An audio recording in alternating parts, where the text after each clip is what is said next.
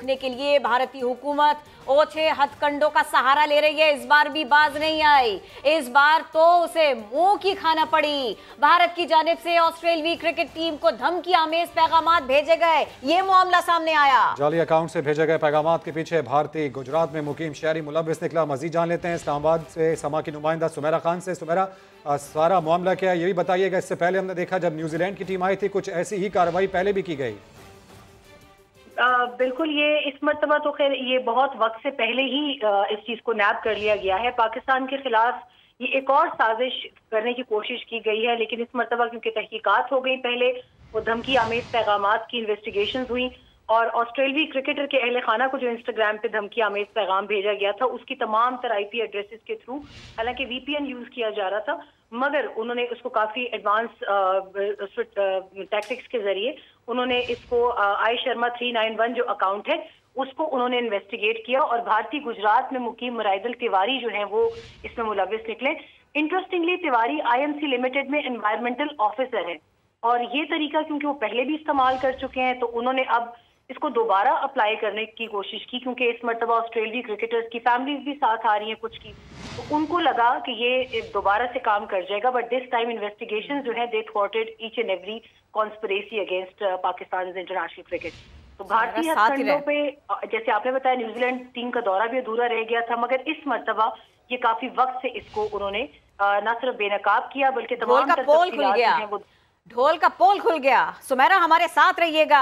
भारत की साजिशें, भारत की कोशिशें, घटिया हो जाना, गिर जाना, पस्तियां दिखाना, पाकिस्तान को नुकसान पहुंचाने की कोशिश करना, इसी की एक और मिसाल सामने आई। पाकिस्तान में इंटरनेशनल क्रिकेट की बहाली रोकने के लिए भारतीय हुकूमत ओछे हथकंडों पर उतर आई, लेकिन इस बार मोदी ने मुंह की खाई, सारा मामला खुलकर सामने आ गया। इसी पर मजीद बात कर लेते हैं। समा इस्लामाबाद के ब्यूरो चीफ खालिद अजीम साहब हमारे साथ मौजूद हैं। खालिद साहब, एक और भारतीय साजिश और अच्छी बात यह कि टाइमली इसको पकड़ लिया गया है, न्यूजीलैंड वाला मामला नहीं होगा इस दफा।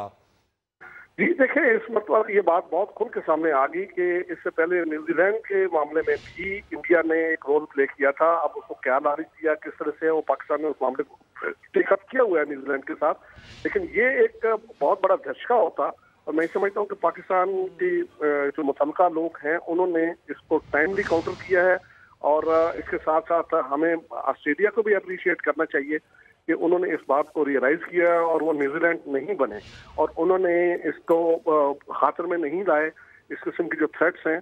और अगर ये फैमिलीज को जब थ्रेट्स चली जाती हैं तो उसमें बहुत इस बात का इम्कान मौजूद होता है कि वो मुअस्सर हो जाएं और उसके ऊपर जो है वो लोग घबरा के कोई ऐसा फैसला कर लें।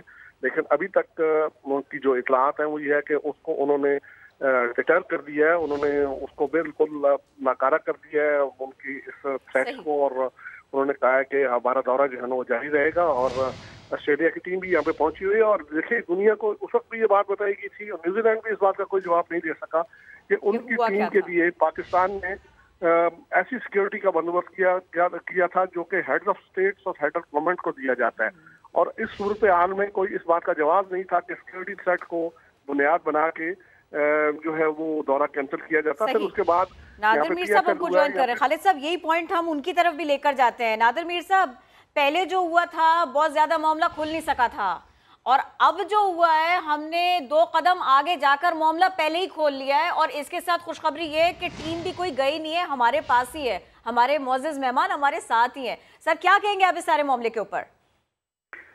इस वक्त जब सारी दुनिया यूक्रेन में और दुनिया में अमन लाने की कोशिश कर रही है तो भारत से और भारत के अंदर से जो ऐसी लोग हरकतें करते हैं वो फिर इंतशार फैलाना चाहते हैं दुनिया में भी और खास तौर पे पाकिस्तान तो नंबर 1 टारगेट है या उनके भारत के मुताबिक नंबर 1 एनिमी है जो वहां पर एंटी पाकिस्तान फोर्सेस हैं जो और वो हर किस्म की कार्रवाई में होती हैं। पाकिस्तान में कोई मैच हो रहा हो, पाकिस्तान में कोई काम हो रहा हो, पाकिस्तान में कोई भी काम हो रहा हो, डेवलपमेंट हो रही हो, किसी की न किसी फॉर्म में उसके अंदर दखल देना या उसको दहशतगर्दी के थ्रू या टेरराइजिंग के थ्रू या आजकल ये आपका सारा जो आ गया है सोशल मीडिया और उसके अलावा know all other forms of intimidation, डराने के लिहाज से, धमकी देने के लिहाज से, तो ये एक पुराना उनका रवैया है। वो नई टेक्नोलॉजीज अवेलेबल हो रही हैं और नए नए तरीके से करती हैं।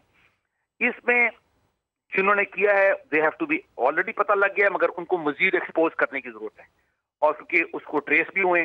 لیکن اصل بات جو پاکستان میں پاکستانیوں کو سمجھنے کی ضرورت ہے اور دنیا میں لے جانے کی ضرورت ہے کہ پاکستان میں کچھ لوگوں کو جو یہ غلط فہمی ہے کہ بھارت سے کوئی اچھائی یا امن یا گڈ ول کا آپ ایکسپیکٹ کر سکتے ہیں. بالکل ایسا ہی ہے. بھارت سے کبھی بھی اچھے نتیجے کی امید نہیں رکھی جا سکتی. پرانا رویہ جیسا کہ امجد شعیب صاحب نادر میر صاحب بھی کہہ رہے ہیں, تو آپ سمجھتے ہیں یہ 5th جنریشن وارفیئر ہے جو کہ بھارت کی جانب سے ہر گزرتے دن کے ساتھ اس کو بڑھایا جا رہا ہے, اور ہم 2 قدم آگے ہی ہیں. بسم اللہ الرحمن الرحیم. دیکھیے یہ تو 5th جنریشن وغیرہ کا تو پروپیگنڈا کے ذریعے کرتے ہی ہیں, لیکن یہ ہے پاکستان کو نقصان پہنچانے کا. پاکستان میں کھیلوں کو ختم کرنا. آپ کو پتا ہے کرکٹ یہاں پہ بڑی پاپولر ہے, بہت دنیا دیکھتی.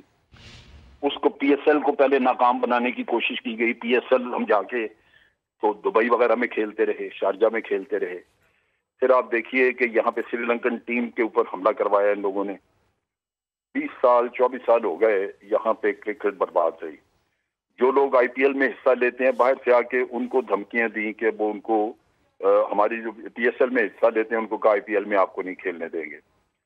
ان کی ایمبیسیز باہر بیٹھی یہ کام کر رہی ہیں, اور نیوزی لینڈ کی پیچھے کی ٹیم جو تھی وہ گئی اسی وجہ سے کہ ان کو دھمکیاں دی گئیں. کرکٹ میچ پاکستان اور بھارت کے درمیان بڑے پاپولر ہوتے تھے, اس میں کرکٹ بورڈ کو آمدن ہوتی تھی, وہ انہوں نے بند کرائے. نتیجہ یہ ہے کہ ان کی ہر طرح کوشش رہی کہ پاکستان میں کھیلوں کے میدان جو ہیں یہ بالکل اجڑ جائیں, اور پاکستان کے عوام کو قطعاً کوئی بھی سہولت ایسی نہ مل سکے, تفریح کا کوئی موقع نہ ملے. نقصان مالی بھی, اور دوسری طرف عوام کی اپنی آپ کہہ لیجئے کہ ان کی سر میرا سوال بھی لے لیجئے. تو یہ جو چیزیں ہیں, سوال بھی لے لیجئے اس کے ساتھ. یہ تو سچویشن ہے سو ہے, اب ہم آگے کیسے چلیں گے سر وہ بھی بتا دیجئے.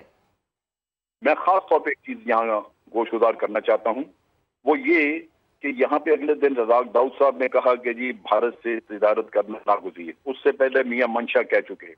میں ان کی عقلوں پہ جو پڑے ہوئے پتھر ہیں میں ان پہ بڑا حیران ہوتا ہوں. یہ سوچتے نہیں کہ جو ملک آپ کو ہر فیلڈ میں نقصان پہنچانا چاہتا ہے وہ تجارت میں آپ کو فائدہ پہنچائے گا, جس کا مشن یہی ہے کہ آپ کی اکانومی برباد کرنی ہے, دہشت گردی کرا کے اس کا ہر طرف آپ کو دشمنی نپٹا رہا ہے. اگر امریکہ سے 4 ہتھیار ملنے لگے تھے, 4 ایئر کرافٹ ملنے لگے تھے, وہ بھی انہوں نے ختم کرائے آپ کو بے دست تباہ کرنے کے لیے. یہ جو ہمارے ہاں سانپ پھرتے ہیں, جو ہمیں یہ مشورہ ہے, وہ سارا قصہ یہی ہے کہ درست پہلو ہے امجد شعیب صاحب جس کی طرف آپ نشاندہی کر رہے ہیں. اب خالد صاحب جیسا کہ اب ایویڈنس مل چکے ہیں, پاکستان کو کرنا کیا چاہیے اس بارے میں بتائیے گا, اور یہ بتائیں کہ دونوں متعلقہ جو بورڈز ہیں ان کے علم میں یہ بات آ چکی؟ جی دونوں بورڈ کے علم میں ہے یہ بات, اور کیونکہ ان کے دورے کا جاری رہنا جو ہے وہ ان کے بورڈ کی کنسنٹ سے ہوتا ہے. اس کا بورڈ کی کنسنٹ کرنا ہوتی تو شاید اب تک یہ دورہ جو ہے یہ ریکال ہو گیا ہوتا. جہاں تک آئندہ کے لائے عمل کا معاملہ ہے, پاکستان اس سے پہلے بھی انڈیا کے بارے میں متعدد ڈوزیئر جو ہیں وہ دے چکا ہے اقوام متحدہ میں بھی, اور جو اہم ممالک ہیں خاص طور پہ اقوام متحدہ کی سلامتی کونسل کے جو 5 مستقل ارکان ہیں ان کو اس کے بارے میں بریف کر چکا ہے.